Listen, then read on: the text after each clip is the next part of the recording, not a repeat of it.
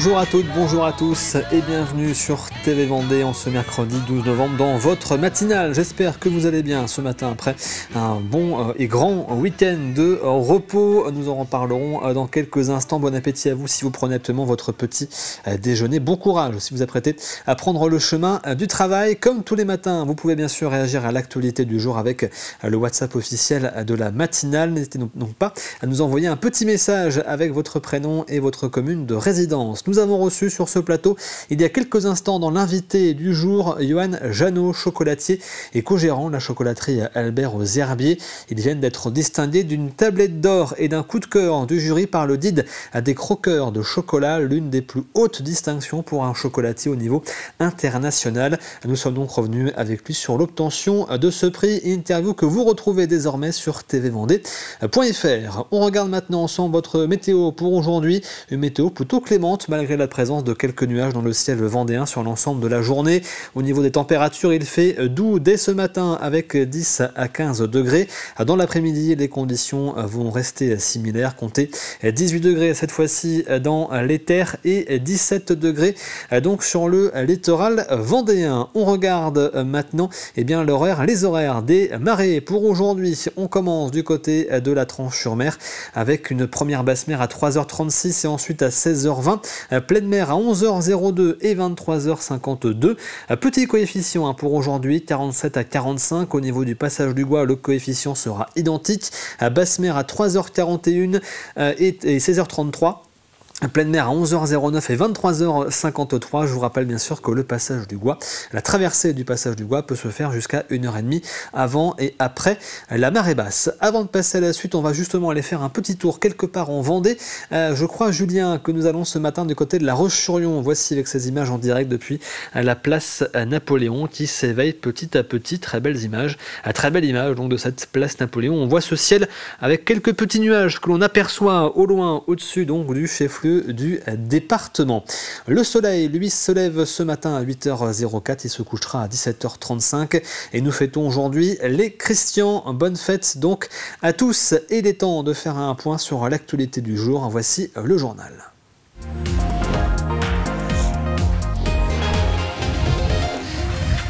Nous commençons par revenir sur cet incendie qui a eu lieu hier en fin de journée à Montée-du-Vendée dans un immeuble en plein centre-ville, un immeuble de 4 étages. Les flammes se sont déclarées dans la cuisine d'un appartement situé au premier étage. 20 sapeurs-pompiers étaient mobilisés, une vingtaine de personnes ont dû être évacuées du bâtiment et 10 ont dû être relogées par la municipalité. Les pompiers ont réussi à maîtriser l'incendie à l'aide d'une lance. Il n'y a pas eu de blessés. Nous en parlions déjà la semaine dernière, l'épidémie d'influenza aviaire hautement pathogène, forme de grippe aviaire, semble se propager en Vendée. 5 nouveaux foyers ont été découverts en quelques jours dans les communes des Achars, Couex, Saint-Julien-des-Landes et la Boissière de Montaigu. Cela porte à 9 le nombre de foyers découverts en un mois par les équipes du laboratoire départemental de l'environnement et de l'alimentation. Des mesures de protection des sites concernés ont été prises. Cette maladie est hautement mortelle pour les volailles et inquiète de plus en plus l'ensemble de la filière, notamment à l'approche des fêtes de fin d'année. Pour rappel, le risque de transmission à l'homme est particulièrement faible. À Talmont-Saint-Hilaire, Barilla a décidé de s'attaquer à un sujet encore trop souvent tabou en milieu professionnel, le sexisme ordinaire. Depuis un an, les 300 salariés du site vendéen de l'entreprise italienne participent à différents ateliers de sensibilisation animés par Phase Vendée, la fondation Agir contre l'exclusion. Objectif, faire évoluer les comportements et les mentalités dans cette usine qui produit des viennoiseries et des pains de mie. On peut dire très vite la blague graveleuse, la blague sur la tenue vestimentaire, la blague sur le maquillage, des choses qui peuvent paraître anodines et qui répétées. Le fait de considérer qu'on est moins fort si on est une femme, que physiquement on ne va pas pouvoir assurer certaines tâches. Le fait d'avoir ces stéréotypes-là, ces approches-là, nuit aussi aux avancées en matière d'égalité femmes-hommes et puis créer des tensions aussi peut créer des tensions au sein des équipes. Donc là, on peut agir très rapidement sur ces premiers niveaux de remarques entre collègues. Alors le sexisme ordinaire, c'est tous les gestes, les propos, les blagues qu'on peut entendre, que ce soit dans la vie privée ou dans la vie professionnelle, qui peuvent être soit envers les hommes ou soit envers les femmes, et du coup qui génèrent du coup une ambiance plutôt désagréable, mais qu'on a oublié. C'est pour ça qu'on l'appelle le sexisme ordinaire, parce que c'est des blagues qu'on a toujours entendues. Donc là, c'est devenu ordinaire. Et cette démarche mise en place par Barilla est une première en Vendée pour une entreprise de cette dimension. Un souhait de la direction au regard de la mixité de ses salariés. C'est quelque chose qu'on souhaitait, sur lequel on souhaitait faire une sensibilisation de nos salariés, de façon à prévenir des situations qui pourraient être plus graves. On a donc 66% d'hommes, 34% de femmes sur notre site. On a aussi une mixité dans l'âge de nos salariés. Et c'était important de finalement échanger avec chacun d'entre eux, lui donner des règles de bien vivre ensemble, tout en n'étant pas moralisateur. Les vignerons de l'AOC Fief vendéens ont ouvert les portes de leur domaine le week-end dernier. Au programme, visite de caves, balade dans les vignes et dégustation de vins issus de l'appellation. Un rendez-vous convivial, mais aussi l'occasion pour les vignerons d'échanger avec le public sur leur métier, leurs pratiques et les défis liés au changement climatique. Car si le millésime 2025 s'annonce prometteur, l'année reste contrastée avec une baisse des rendements due à une météo capricieuse. Louise Viadger s'est rendue à Chantonnay, au domaine de la Barbinière. C'est au cœur des vignes que ces curieux ont pu en apprendre un peu plus sur le vin. Le travail effectué dans les vignes, justement. Tout le travail il y a plein de choses qu'on a découvertes sur le désherbage. C'était très intéressant. Ça nous permet de mieux connaître finalement des produits qu'on consomme régulièrement et dont on ne connaît pas forcément tout le travail qui est derrière. Les fiefs vendéens ont ouvert leurs portes pour cette 8e édition. Un moment idéal en ce début du mois de novembre. Les vendanges sont finies et la vinification a déjà commencé. L'occasion de dresser un premier bilan sur cette année 2025. On a fait un très beau millésime qualitatif, par contre avec peu de rendement. C'était une année un petit peu compliquée pour ça. Il faut savoir que la vigne elle forme ses grappes l'année d'avant. Donc pour le millésime 2025, c'était au mois de juin 2024. Et au mois de juin 2024, on avait beaucoup d'eau, si vous vous rappelez de cette année-là, très pluvieuse et froide. Donc en fait, on a eu très peu de formation de grappes. Donc on savait que de toute façon, 2025 allait être une petite récolte.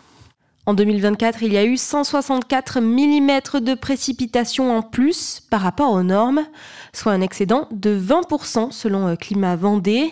Les vignes sont aussi très sensibles à la sécheresse et aux fortes chaleurs. Après, on a de plus en plus d'aléas, de variations surtout de climat d'un millésime à l'autre. Comment vous arrivez à vous adapter du coup à ça ? Comment on y arrive ? En travaillant dur. En essayant d'être au plus proche de nos vignes et puis d'adapter nos modes culturaux en fonction de l'année. L'appellation d'origine contrôlée des fiefs vendéens est répartie sur 5 secteurs en Vendée: Mareuil-sur-Lay, Brême-sur-Mer, Chantonnay, Vix et Pissotte. Les élections municipales se tiendront en mars prochain et les déclarations de candidature se font de plus en plus nombreuses dans les communes de Vendée. À Luçon, le maire sortant, Dominique Bonin, élu en 2020, a annoncé se représenter. Il souhaite poursuivre les projets lancés durant son premier mandat et a choisi 5 grands axes pour sa campagne: la sécurité, la santé, le cadre de vie, le bien-être et le dynamisme du centre-ville. La place de la concertation, elle est prégnante. Déjà, donc, sur le mandat qui s'achève, nous avons créé des comités consultatifs sur des gros dossiers qui concernaient la ville, que ce soit sur l'aménagement du cœur de bourg, la place Leclerc, ou aujourd'hui sur des écoles qui sont désaffectées. Donc à chaque gros dossier, bien évidemment, un comité consultatif est en place. Cette campagne, je la sens déjà qui monte en puissance. Et aujourd'hui, toutes les 2 minutes, sur les réseaux sociaux, vous avez des gens qui commentent de différentes manières. Donc c'est à nous après de s'adapter à ça. C'est une adaptabilité en fait, et pour autant essayer de quand même de dire les vérités. Il faut quand même être honnête et dire les choses avec sérénité en même temps, et surtout, il faut être même plus qu'honnête, quoi. Je veux dire, on n'a pas le droit d'être mensonger ou de rapporter des propos qui sont faux. À Roche-Chervière, le pont de Péplu a retrouvé tout son éclat. C'est l'un des plus anciens ponts de Vendée d'origine gallo-romaine. Classé monument historique depuis 1984, ce pont, chargé d'histoire, a notamment été le théâtre de la dernière bataille des guerres de Vendée en juin 1815. 6 mois de travaux ont été nécessaires pour le restaurer. Au programme, nettoyage, réfection de la chaussée et consolidation des fondations. Un chantier d'1 million d'euros financé par le département. Il y passe beaucoup de monde à se balader. On a de nombreux sentiers qui relient les deux rives et on a même fait une passerelle avec le concours du département il y a quelques années pour enjamber la Boulogne à un autre endroit, donc on peut avoir une boucle. Et puis depuis que le département a fait le sentier du château de la Touche, du bois de la Touche, eh bien ce pont est nécessaire pour le traverser, pour faire le sentier de la Touche. Non, c'est vraiment un ouvrage qui est important pour la vie sociale, touristique et commerciale de Roche-Chervière. Ici, nous avons un pont classé au monument historique et il était important qu'en même temps que nous prenions en compte la solidité de l'ouvrage, qu'en même temps nous prenions un immense soin de sa rénovation.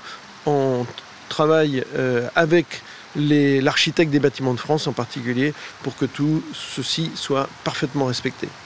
Pour finir, direction Montaigu-Vendée, où le club d'escalade des Chamois a fêté ses 10 ans début novembre. À cette occasion, le club avait invité ses licenciés, les autres clubs du secteur et le grand public pour une journée de grimpe sur leurs murs, une découverte pour certains et un temps d'échange entre passionnés pour d'autres.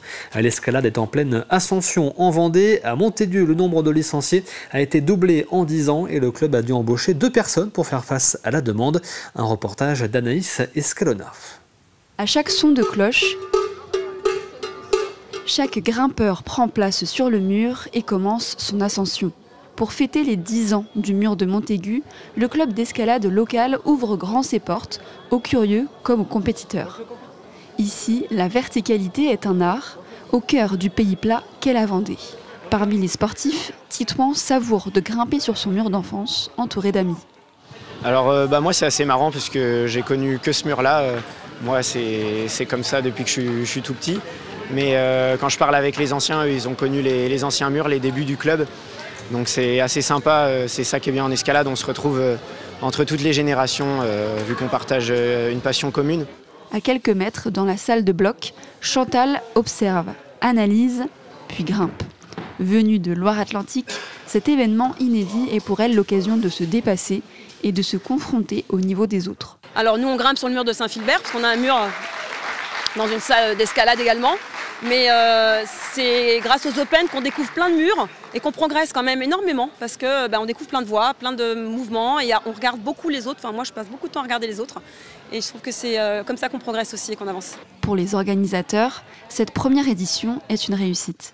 L'escalade en Vendée, c'est vrai que c'est l'escalade même d'une manière générale est en pleine expansion. Il y a des clubs énormément qui se montent dans toute la France, mais particulièrement en Vendée. Maintenant, on arrive à 14 clubs en Vendée depuis cette année. Et donc, en fait, depuis 10 ans, le club des Chamois du Montaigu a doublé d'adhérents. Et en fait, on réussit aujourd'hui à embaucher 2 salariés qui nous permettent d'assurer énormément les cours des jeunes. Et donc de plus en plus de bénévoles et une vie qui est assez dynamique de l'association. Le regard se tourne désormais vers l'avenir. Un projet ambitieux de mur de vitesse est prévu pour 2027 dans cette salle. Coût 40 000 €, soutenu par la collectivité. C'est la fin de ce journal. On regarde ensemble à nouveau votre météo pour ce mercredi matin avec un ciel plutôt clément aujourd'hui. Le soleil est bien présent malgré la présence de quelques nuages. Au niveau des températures, il fait doux dès ce matin avec 10 degrés dans les terres, 15 degrés sur le littoral. Dans l'après-midi, les conditions vont rester identiques. À compter cette fois-ci 17 degrés sur la côte vendéenne et 18 degrés dans les terres. Il est temps maintenant de passer au plus de l'info du jour.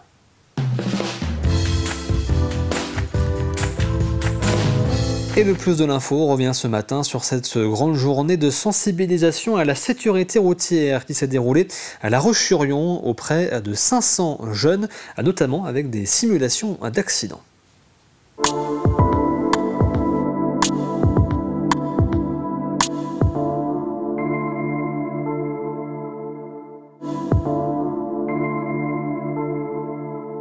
en vrai c'est choquant, j'ai eu le permis il n'y a pas longtemps et ça montre vraiment le danger que c'est en fait, de conduire en voiture et de voir les accidents, ce que ça fait vraiment. Tu prends une voiture sur le flanc ou n'importe, t'as déjà ta jambe en miettes, tu voles, c'est un peu hard. Ouais, vraiment une erreur d'inattention et c'est chaud quoi, c'est énorme ce qui se passe derrière. Alors que là, ils n'étaient pas à pleine vitesse quoi. C'est avant tout une journée de sensibilisation auprès de nos jeunes. On sait que les jeunes sont un public à risque en termes d'accidentologie. Les accidents sur la route sont la première cause de mortalité des 18-24 ans, donc ça nous semblait important. Ça nous semble important de faire des événements qui sont dédiés pour ces jeunes justement. Et c'est également un public, on sait parmi les jeunes, nos jeunes, on sait que c'est un public qui est plus exposé encore aux risques routiers puisque entre leur lieu de formation et leur lieu d'apprentissage, il peut y avoir une distance qu'ils parcourent en voiture ou en 2 roues, dans des conditions, ça peut être très tôt le matin ou tard le soir en fonction de leur apprentissage. Le risque principal qu'on retrouve souvent, c'est que les gens n'ont même pas la conscience qu'il faut qu'ils soient assurés. C'est quelque chose d'extrêmement important. Dès l'instant que vous avez un véhicule à moteur qualifié d'EDPM, donc tout ce qui est trottinette, gyropode, gyroroue, c'est l'assurance. Donc déjà, c'est le premier risque, c'est que les gens ont une attitude dangereuse par le fait de simplement pas s'être mis en sécurité. Et dans un deuxième temps, c'est tous ceux qui vont toucher malheureusement leur véhicule. Donc on va se retrouver avec des véhicules parfois qui sont débridés. Simplement aussi ne pas savoir où est-ce qu'il faut rouler. Le trottoir est strictement interdit. Beaucoup n'ont pas pleine conscience, donc on se retrouve avec des personnes qui roulent un peu partout. Et donc le danger, c'est la percussion avec les personnes qui sont qualifiées de plus fragiles. Piétons, personnes âgées, etc.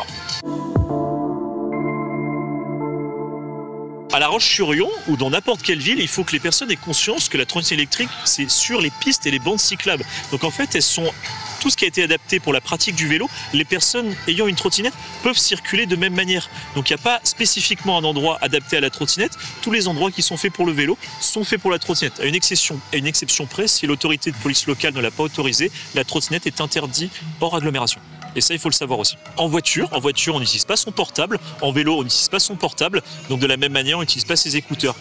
Le code de la route encadre l'entièreté des véhicules que vous utilisez. Donc quel que soit le véhicule utilisé, portable, écouteurs, et simplement même le fait d'avoir une canette à la main, ou même si vous êtes fumeur, cigarette au volant, etc. Pour tout, c'est pareil. Il n'y a pas de demi-mesure, on fait toujours attention et on a toujours les mains prises sur le guidon ou le volant. Et voici pour ce plus de l'info donc consacré à cette journée de sensibilisation à la sécurité routière. Comme tous les mercredis, on parle maintenant de cinéma.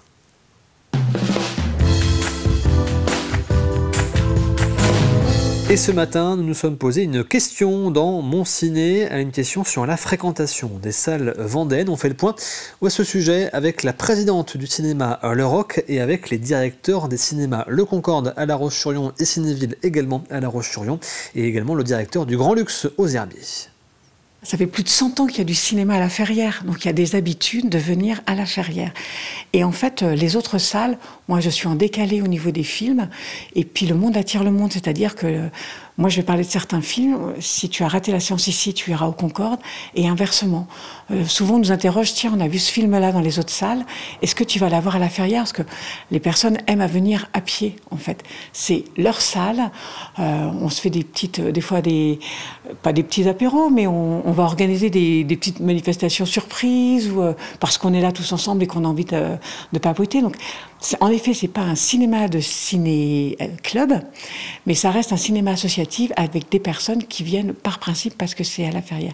Mais on n'est pas en concurrence, en fait. C'est vraiment un ensemble, une proposition, comme si j'étais une salle en plus de toutes ces salles, qu'on formait un tout. C'est assez amusant à voir, hein, parce que moi-même, je fréquente les 2 autres salles.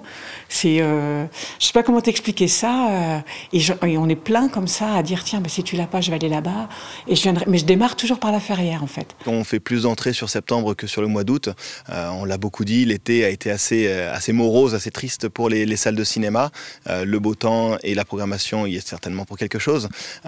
En tout cas, pour le mois de septembre, on est sur un retour plutôt agréable, plutôt positif par rapport aux années précédentes. Et maintenant, reste à savoir si l'essai va se transformer sur les semaines et mois à venir. Et puis, on a eu 2 films, tout repose sur 2 films, Conjuring et Demon Slayer, qui sont 2 films à destination d'un public fans de cinéma de genre et plutôt adolescents, donc qui avaient vraiment envie de retrouver ces rendez-vous dans une salle de cinéma. Le festival qu'on a fait la première semaine de septembre a très très bien fonctionné, avec notamment une place pour Pierrot qui a réuni plus de 70 spectateurs en avant-première. Il y avait notamment déjà un simple accident en avant-première, donc ça a plutôt bien démarré. Après, globalement, sur le reste de l'année, on n'échappe pas à la baisse de fréquentation qu'il y a eu dans les cinémas, mais on compare par rapport à l'année précédente. Alors l'année précédente, on sait que le Grand Luxe a fait plus de 30 000 entrées sur un petit truc en plus, également beaucoup d'entrées sur le Comte de Monte Cristo. Donc évidemment, on compare par rapport à une année exceptionnelle en tout point, donc la comparaison est un petit peu difficile, on va dire. On a fait une année record l'année dernière avec plus de 107 000 spectateurs, et puis cette année on continue dans notre lancée, on a déjà accueilli plus de 57 000 spectateurs, donc on se maintient sur un niveau quand même assez haut par rapport à la fréquentation nationale qui malheureusement pâtit un petit peu là depuis le début de l'année. C'est vrai qu'on entend pas mal de choses et certains titres n'étaient pas à la hauteur de ce qu'on attendait. Pour nous, pour l'instant, on est à moins 2% par rapport à l'année dernière, c'est-à-dire qu'on se maintient à peu près au même niveau, sachant que la moyenne nationale est plutôt à moins 13%. Donc en tout cas, le cinéma est très apprécié des spectatrices et des spectateurs, très apprécié des cinéastes qui nous viennent nous rendre visite, et des distributeurs aussi qui passent très régulièrement. Donc on est ravis de travailler dans un outil tout beau, tout neuf. Dans mon ciné consacré donc à la fréquentation des salles vendéennes. Voici maintenant l'extrait du jour.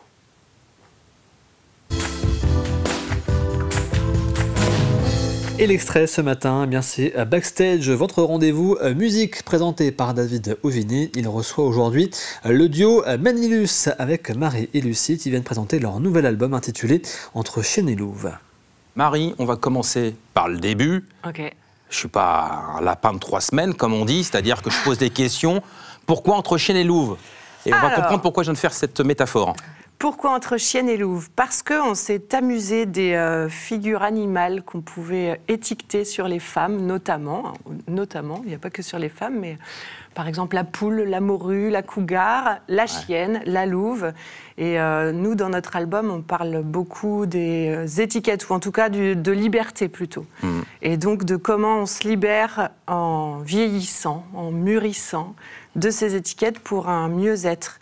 Et puis on s'est aussi amusé de l'expression entre chien et loup, qui est une expression qui parle de ce moment où c'est la fin du jour, mais pas vraiment encore tout à fait la nuit. On est dans un entre-deux qui est un peu mystérieux et qui est plein d'un deuil de tout ce qui se termine et plein d'espoir de tout ce qui peut recommencer aussi. Il y a cette idée de passage d'un état à un autre, d'un âge à un autre. De cycle, de transition, de transformation. Et donc, on a l'impression que dans cet album, on a voulu y mettre tout ça. Nous allons rentrer dans le détail, chanson par chanson, et tu l'as bien résumé. Hein. Waouh, quelle synthèse. Je n'aurais pas fait mieux. Alors, on le disait, on s'est vu déjà en mars 2023. Moi, j'avoue qu'en regardant l'épisode, je me suis pris un petit coup de vieux, Lucie, qui est un de vos titres. Qui est le premier single qu'on a sorti en juin, début juin, voilà, qui parle un petit peu de cette petite prise de conscience que le temps passe et qu'il laisse des traces sur les corps, sur tout ça. Voilà. Ça m'a parlé, hein. Ah oui, ça m'a parlé à beaucoup de personnes. Très beau clip aussi, on en voit quelques extraits en ce moment. On peut citer les personnes qui sont sur le clip.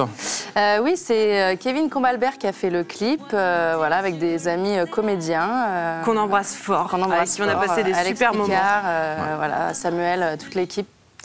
Et vous retrouvez donc ce numéro de Backstage aujourd'hui sur TV Vendée. Il est temps pour nous maintenant de passer à Café Cuisine.